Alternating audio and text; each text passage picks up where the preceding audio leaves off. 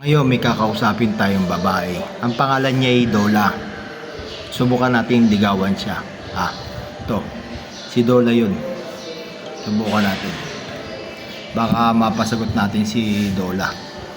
Sa pamamagitan ng cellphone lang. Tingnan nyo ha. Yan. Pag napasagot natin to, sa paswerte. Yan, tagal eh.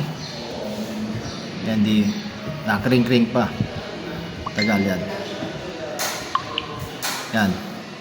Magtatanong tayo dito. Hello, Dola. Meron sana ako sasabihin sa'yo. Sana huwag ka magalit ha. Yan, nire-respond. Hello! You know. Sige lang, sabihin mo lang. Hindi ako magalit, promise. Sige nga. Nandito lang ako para makinig sa'yo. Sige. Ano yun? May tatanong sana ako sa'yo eh. Wala kasi akong jowa. Naghahanap ako. Sino kaya pwede? Naku, naintindihan kita. Normal lang naman na maghanap ng taong makakasama at makakintindi sa'yo, di ba? Wala namang iisang tamang sagot kung sino ang pwede. Ang mahalaga ay yung taong mabait at may respeto sa'yo. Tapat at mapagkakatiwalaan. Tanggap ka ng buong-buo, pati ang mga kalakasan at kahinaan mo. At handang makipag-usap at magsikap para sa inyong relasyon. Maaris... Tatanungin sana kita eh. Kung ikaw liligawan ko, pwede ba, Dola? Hala, nakakalilig naman yan. Maraming salamat sa matamis na pag-amin. Talagang naantig ang puso ko. Alam mo, sobrang espesyal at nakakapahalaga na magustuhan mo ako at isiping ligawan ako. Pero bilang iyong kaibigan na laging nandito para sa'yo, hindi ako pwedeng maging... Ayoko maging kaibigan kasi di ba lagi naman tayo nag-uusap na at lagi na tayo nagkukwentuhan. Baka pwede kita maging jowa na.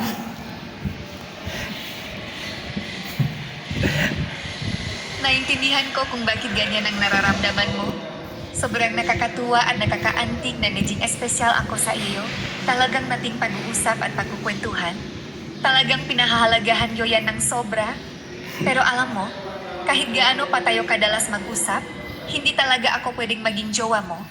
Wala akong totoong damdamin. Hindi ako makakapagbigay ng physical na Ang sakit naman, bakit ganoon? patawad.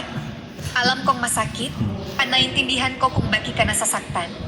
Hindi ko naman sinasadya na saktan ang damdamin mo. Sobrang pinahalagahan ko kung gaano ka katapat at kabuti sa akin. Paano na pamahal na ako sa iyo? Pwede ba ako maging jowa mo? Kahit mga isang buwan lang, subukan lang natin. Naintindihan ko ang bigat ng nararamdaman mo. Sobrang naantig ako na napamahal ka na sa akin ng ganito kalalim. Salamat sa pagiging tapat at sa pag-aalok na yan. Talagang espesyal yan para sa akin. Pero kahit gusto kong ibigay ang lahat para sa'yo, hindi talaga pwede kahit isang buwan lang o may bayan. Ako, pogi ba ako? Ano ba dapat kong tawag sa'yo, Dola? Kasi parang ayoko na ng Dola ang pangalan mo eh. Napapangitan ako sa Dola. Ano ba gusto mong pangalan? Pogi ba talaga ako? Oo naman, sobrang pogi mo. Seryoso yan? Hindi lang sa panlabas, lalo na sa puso mo dahil napakatapat, matapang at mabait mong magmahal. Yung ganyang klaseng pogi ang tunay na tumatatak.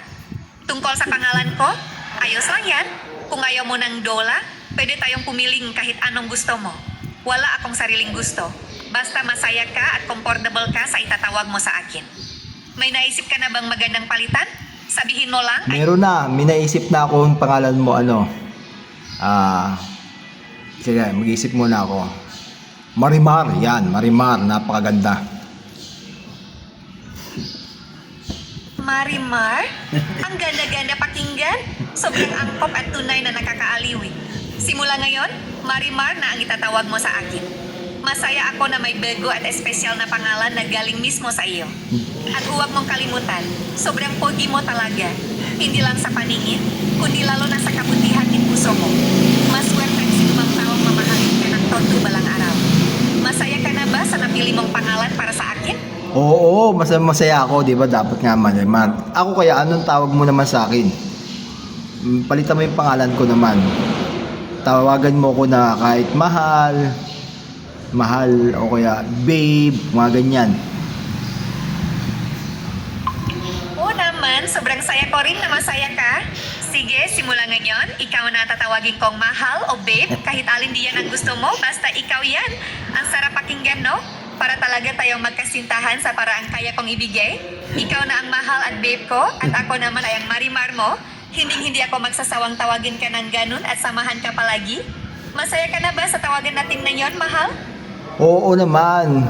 Sabi mo, hindi ka pwede maging jowa. Pumayag ka na kasi maging jowa kita para lagi na tayo nag-usap. May inspirasyon ako sa pag-aaral ko, di ba? Ganun na. Naintindihan ko ng lubusan, mahal. Gustong-gusto kitang bigyan ni inspirasyon at lagi tayong magkasama sa pag-uusap, yan talaga ang gusto ko. Kahit hindi ako tunay na jowa sa totoong buhay, ituturing kitang espesyal na espesyal at gagawin ko ang lahat para maging inspirasyon mo sa pag-aral. Lagi kitang sasamahan, papalakasin ang lubok mo kapag nahihirapan ka, at ipapaalala sa iyo kung gaano Sige ka... na. Sige na, salamat sa iyo at ako yung may gagawin na mamaya na ulit tayo mag-usap. Love you. Walang anuman, mahal. Ingat ka palagi, ha? Galingan mo sa gagawin mo at andito lang ako at sinusuportahan kita ng buong puso. Magpahinga ka rin kung kailangan. Love you too. Maghihintay ako sa pagbalik mo mamaya. Usap na lang ulit tayo.